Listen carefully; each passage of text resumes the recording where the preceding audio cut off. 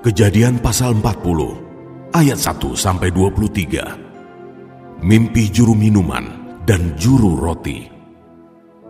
Sesudah semuanya itu terjadilah bahwa juru minuman Raja Mesir dan juru rotinya membuat kesalahan terhadap tuannya, Raja Mesir itu.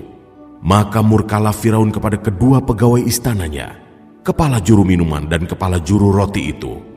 Ia menahan mereka dalam rumah kepala pengawal raja, dalam penjara tempat Yusuf dikurung. Kepala pengawal raja menempatkan Yusuf bersama-sama dengan mereka untuk melayani mereka. Demikianlah mereka ditahan beberapa waktu lamanya.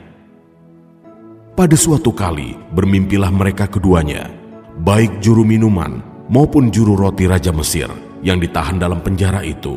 Masing-masing ada mimpinya pada satu malam juga, dan mimpi masing-masing itu ada artinya sendiri. Ketika pada waktu pagi Yusuf datang kepada mereka, segera dilihatnya bahwa mereka bersusah hati. Lalu ia bertanya kepada pegawai-pegawai istana Firaun yang ditahan bersama-sama dengan dia dalam rumah tuannya itu, "Mengapakah hari ini mukamu semuram itu?" Jawab mereka kepadanya, "Kami bermimpi, tetapi tidak ada orang yang dapat mengartikannya." Lalu kata Yusuf kepada mereka, "Bukankah Allah yang menerangkan arti mimpi? Ceritakanlah kiranya mimpimu itu kepadaku." Kemudian juru minuman itu menceritakan mimpinya kepada Yusuf. Katanya, "Dalam mimpiku itu tampak ada pohon anggur di depanku. Pohon anggur itu ada 3 carangnya, dan baru saja pohon itu bertunas.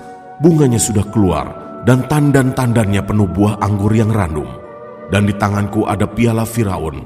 Buah anggur itu kuambil, lalu kuperas ke dalam piala Firaun. Kemudian kusampaikan piala itu ke tangan Firaun." Kata Yusuf kepadanya, "Beginilah arti mimpi itu. 3 carang itu artinya 3 hari. Dalam 3 hari ini Firaun akan meninggikan engkau dan akan mengembalikan engkau ke dalam pangkatmu yang dahulu. Dan engkau akan menyampaikan piala ke tangan Firaun seperti dahulu kala, ketika engkau jadi juru minumannya. Tetapi ingatlah kepadaku, apabila keadaanmu telah baik nanti, tunjukkanlah terima kasihmu kepadaku dengan menceritakan hal ihwalku kepada Firaun, dan tolonglah keluarkan aku dari rumah ini. Sebab aku diculik begitu saja dari negeri orang Ibrani, dan di sini pun aku tidak pernah melakukan apa-apa yang menyebabkan aku layak dimasukkan ke dalam liang tutupan ini." Setelah dilihat oleh kepala juru roti betapa baik arti mimpi itu, berkatalah ia kepadanya, "Aku pun bermimpi juga. Tampak aku menjunjung 3 bakul berisi penganan. Dalam bakul atas ada berbagai-bagai makanan untuk Firaun, buatan juru roti, tetapi burung-burung memakannya dari dalam bakul yang di atas kepalaku." Yusuf menjawab, "Beginilah arti mimpi itu. 3 bakul itu artinya 3 hari.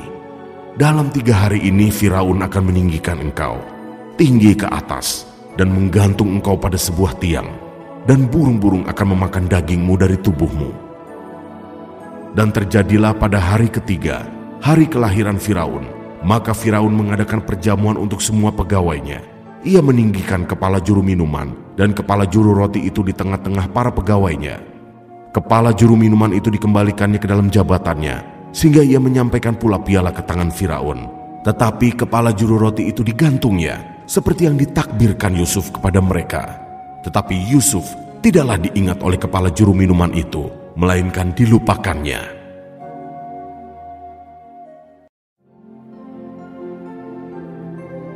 Kejadian pasal 41 ayat 1-36. Mimpi Firaun. Setelah lewat 2 tahun lamanya, bermimpilah Firaun bahwa ia berdiri di tepi sungai Nil. Tampaklah dari sungai Nil itu keluar 7 ekor lembu yang indah bangunnya dan gemuk badannya, lalu memakan rumput yang di tepi sungai itu.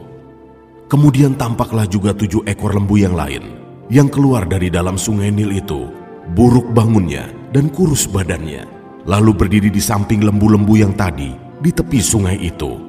Lembu-lembu yang buruk bangunnya dan kurus badannya itu memakan ke-7 ekor lembu yang indah bangunnya dan gemuk itu, lalu terjagalah Firaun. Setelah itu tertidur pulalah ia dan bermimpi kedua kalinya. Tampak timbul dari satu tangkai 7 bulir gandum yang bernas dan baik. Tetapi kemudian tampaklah juga tumbuh 7 bulir gandum yang kurus dan layu oleh angin timur. Bulir yang kurus itu menelan ketujuh bulir yang bernas dan berisi tadi. Lalu terjagalah Firaun, agaknya ia bermimpi. Pada waktu pagi gelisahlah hatinya, lalu disuruhnyalah memanggil semua ahli dan semua orang berilmu di Mesir. Firaun menceritakan mimpinya kepada mereka, tetapi seorang pun tidak ada yang dapat mengartikannya kepadanya. Lalu berkatalah kepala juru minuman kepada Firaun, "Hari ini aku merasa perlu menyebutkan kesalahanku yang dahulu. Waktu itu tuanku Firaun murka kepada pegawai-pegawainya dan menahan aku dalam rumah pengawal istana beserta dengan kepala juru roti. Pada satu malam juga kami bermimpi. Aku dan kepala juru roti itu masing-masing mempunyai mimpi dengan artinya sendiri.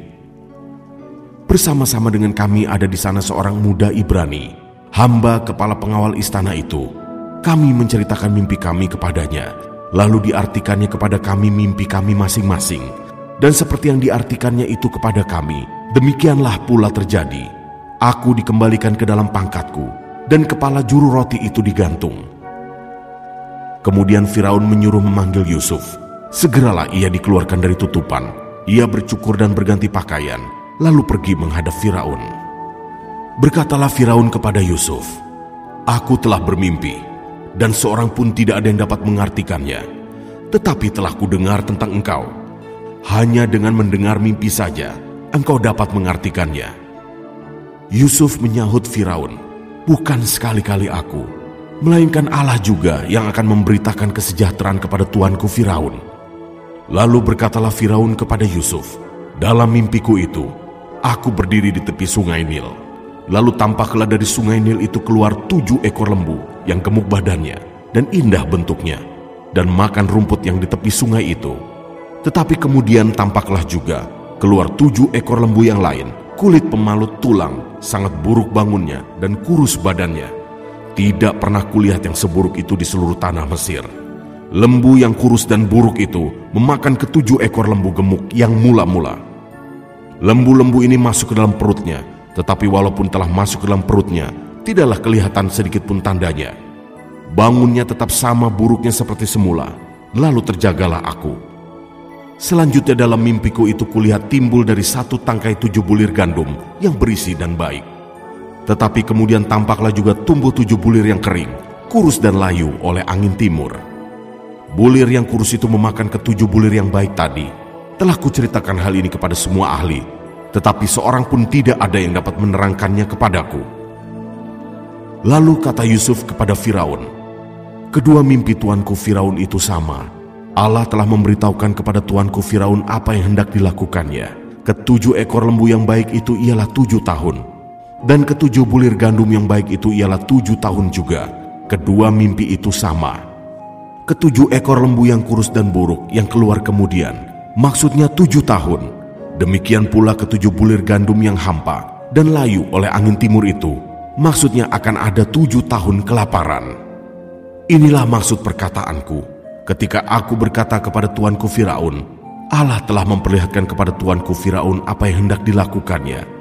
Ketahuilah tuanku, akan datang 7 tahun kelimpahan di seluruh tanah Mesir. Kemudian akan timbul 7 tahun kelaparan, maka akan dilupakan segala kelimpahan itu di tanah Mesir, karena kelaparan itu mengurus keringkan negeri ini. Sesudah itu akan tidak kelihatan lagi bekas-bekas kelimpahan di negeri ini, karena kelaparan itu. Sebab sangat hebatnya kelaparan itu. Sampai 2 kali mimpi itu diulangi bagi tuanku Firaun. Berarti hal itu telah ditetapkan oleh Allah, dan Allah akan segera melakukannya. Oleh sebab itu, baiklah tuanku Firaun mencari seorang yang berakal budi dan bijaksana, dan mengangkatnya menjadi kuasa atas tanah Mesir. Baiklah juga tuanku Firaun berbuat begini, yakni menempatkan penilik-penilik atas negeri ini, dan dalam ke-7 tahun kelimpahan itu memungut 1/5 dari hasil tanah Mesir. Mereka harus mengumpulkan segala bahan makanan dalam tahun-tahun baik yang akan datang ini, dan di bawah kuasa tuanku Firaun menimbun gandum di kota-kota sebagai bahan makanan, serta menyimpannya. Demikianlah segala bahan makanan itu menjadi persediaan untuk negeri ini dalam ke-7 tahun kelaparan yang akan terjadi di tanah Mesir, supaya negeri ini jangan binasa karena kelaparan itu. Ayat 37-57. Yusuf di Mesir sebagai penguasa. Usul itu dipandang baik oleh Firaun, dan oleh semua pegawainya. Lalu berkatalah Firaun kepada para pegawainya, "Mungkinkah kita mendapat orang seperti ini, seorang yang penuh dengan roh Allah?" Kata Firaun kepada Yusuf, "Oleh karena Allah telah memberitahukan semuanya ini kepadamu, tidaklah ada orang yang demikian berakal budi dan bijaksana seperti engkau. Engkaulah menjadi kuasa atas istanaku, dan kepada perintahmu seluruh rakyatku akan taat. Hanya tahta inilah kelebihanku daripadamu." Selanjutnya Firaun berkata kepada Yusuf, "Dengan ini aku melantik engkau menjadi kuasa atas seluruh tanah Mesir." Sesudah itu Firaun menanggalkan cincin materainya dari jarinya dan mengenakannya pada jari Yusuf. Dipakaikannya lah kepada Yusuf pakaian daripada kain halus dan digantungkannya kalung emas pada lehernya.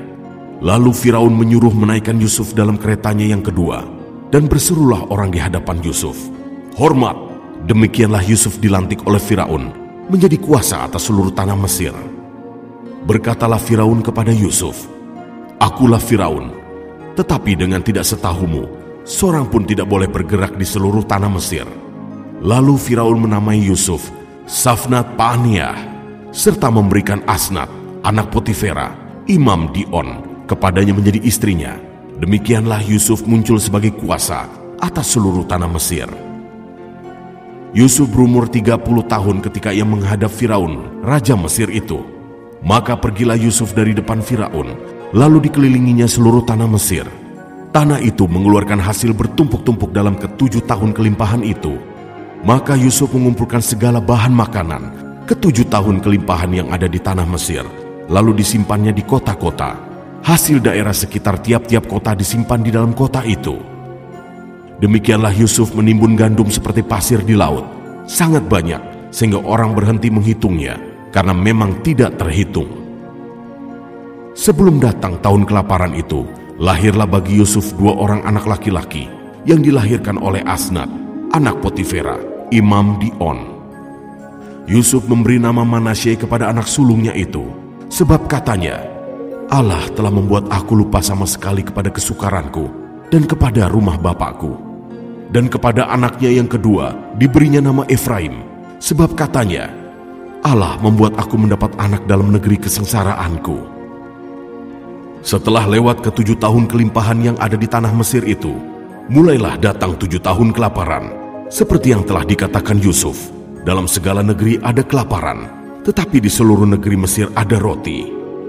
Ketika seluruh negeri Mesir menderita kelaparan, dan rakyat berteriak meminta roti kepada Firaun, berkatalah Firaun kepada semua orang Mesir, "Pergilah kepada Yusuf, perbuatlah apa yang akan dikatakannya kepadamu." Kelaparan itu merajalela di seluruh bumi. Maka Yusuf membuka segala lumbung dan menjual gandum kepada orang Mesir, sebab makin hebat kelaparan itu di tanah Mesir. Juga dari seluruh bumi datanglah orang ke Mesir untuk membeli gandum dari Yusuf, sebab hebat kelaparan itu di seluruh bumi.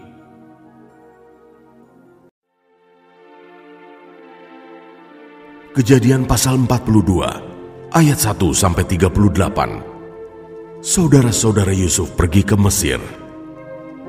Setelah Yakub mendapat kabar bahwa ada gandum di Mesir, berkatalah ia kepada anak-anaknya, "Mengapa kamu berpandang-pandangan saja?" Lagi katanya, "Telah kudengar bahwa ada gandum di Mesir. Pergilah ke sana dan belilah gandum di sana untuk kita, supaya kita tetap hidup dan jangan mati." Lalu pergilah 10 orang saudara Yusuf untuk membeli gandum di Mesir. Tetapi Yakub tidak membiarkan Benyamin, adik Yusuf, pergi bersama-sama dengan saudara-saudaranya, sebab pikirnya, jangan-jangan ia ditimpa kecelakaan nanti. Jadi di antara orang yang datang membeli gandum, terdapatlah juga anak-anak Israel, sebab ada kelaparan di tanah Kanaan. Sementara itu Yusuf telah menjadi mangku bumi di negeri itu. Dialah yang menjual gandum kepada seluruh rakyat di negeri itu. Jadi ketika saudara-saudara Yusuf datang, kepadanyalah mereka menghadap dan sujud dengan mukanya sampai ke tanah. Ketika Yusuf melihat saudara-saudaranya, segeralah mereka dikenalnya, tetapi ia berlaku seolah-olah ia seorang asing kepada mereka. Ia menegur mereka dengan membentak. Katanya, "Dari mana kamu?" Jawab mereka, "Dari tanah Kanaan, untuk membeli bahan makanan." Memang Yusuf mengenal saudara-saudaranya itu, tetapi dia tidak dikenal mereka. Lalu teringatlah Yusuf akan mimpi-mimpinya tentang mereka. Berkatalah ia kepada mereka, "Kamu ini pengintai. Kamu datang untuk melihat-lihat di mana negeri ini tidak dijaga." Tetapi jawab mereka, "Tidak, tuanku. Hanyalah untuk membeli bahan makanan hamba-hambamu ini datang. Kami ini sekalian anak dari satu ayah. Kami ini orang jujur. Hamba-hambamu ini bukanlah pengintai." Tetapi ia berkata kepada mereka, "Tidak. Kamu datang untuk melihat-lihat di mana negeri ini tidak dijaga." Lalu jawab mereka, "Hamba-hambamu ini 12 orang. Kami bersaudara, anak dari satu ayah di tanah Kanaan. Tetapi yang bungsu sekarang ada pada ayah kami, dan seorang sudah tidak ada lagi." Lalu kata Yusuf kepada mereka, "Sudahlah, seperti telah kukatakan kepadamu tadi, kamu ini pengintai. Dalam hal ini juga kamu harus diuji.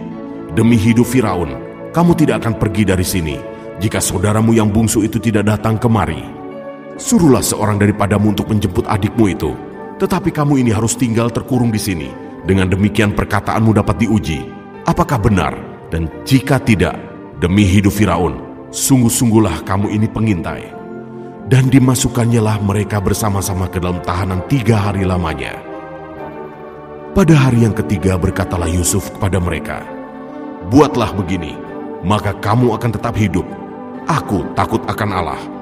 Jika kamu orang jujur, biarkanlah dari kamu bersaudara tinggal seorang terkurung dalam rumah tahanan. Tetapi pergilah kamu, bawalah gandum untuk meredakan lapar seisi rumahmu. Tetapi saudaramu yang bungsu itu haruslah kamu bawa kepadaku, supaya perkataanmu itu ternyata benar, dan kamu jangan mati." Demikianlah diperbuat mereka. Mereka berkata seorang kepada yang lain, "Betul-betullah kita menanggung akibat dosa kita terhadap adik kita itu. Bukankah kita melihat bagaimana sesak hatinya ketika ia memohon belas kasihan kepada kita? Tetapi kita tidak mendengarkan permohonannya. Itulah sebabnya kesesakan ini menimpa kita." Lalu Ruben menjawab mereka, "Bukankah dahulu kukatakan kepadamu, janganlah kamu berbuat dosa terhadap anak itu? Tetapi kamu tidak mendengarkan perkataanku. Sekarang darahnya dituntut daripada kita."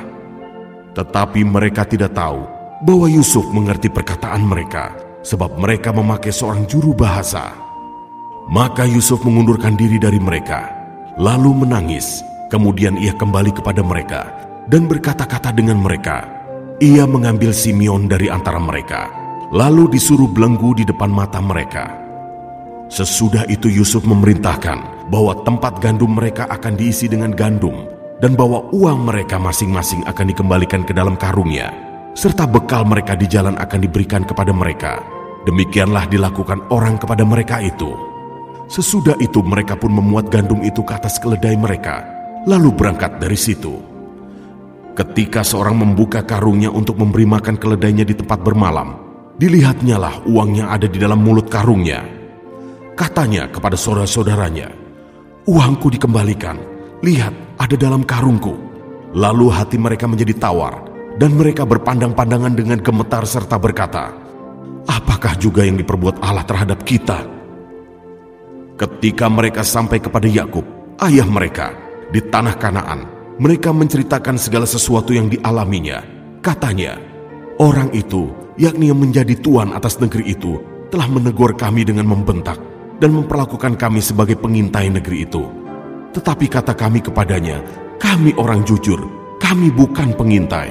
Kami 12 orang bersaudara, anak-anak ayah kami, seorang sudah tidak ada lagi, dan yang bungsu ada sekarang pada ayah kami di tanah Kanaan." Lalu kata orang itu, yakni yang menjadi tuan atas negeri itu, kepada kami, "Dari hal ini aku akan tahu, apakah kamu orang jujur. Dari kamu bersaudara haruslah kamu tinggalkan seorang padaku. Kemudian bawalah gandum untuk meredakan lapar seisi rumahmu, dan pergilah. Lalu bawalah kepadaku saudaramu yang bungsu itu. Maka aku akan tahu bahwa kamu bukan pengintai, tetapi orang jujur, dan aku akan mengembalikan saudaramu itu kepadamu, dan bolehlah kamu menjalani negeri ini dengan bebas."